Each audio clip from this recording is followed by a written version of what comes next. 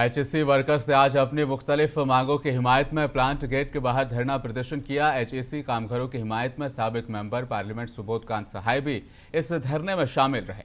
इस मौके पर उन्होंने धरना प्रोग्राम से संबोधित करते हुए एचईसी की बदहाली के लिए केंद्र की मोदी सरकार को जिम्मेदार ठहराया। पूर्व एमपी ने कहा कि कांग्रेस की सरकार ने एचईसी को कायम कर झारखंड और मुल्क को पूरी दुनिया में पहचान दिलाई।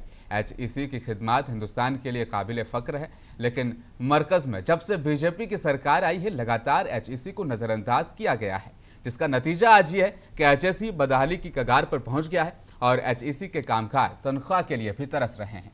आज उनके घरों में फाका कशी की नौबत आ चुकी है।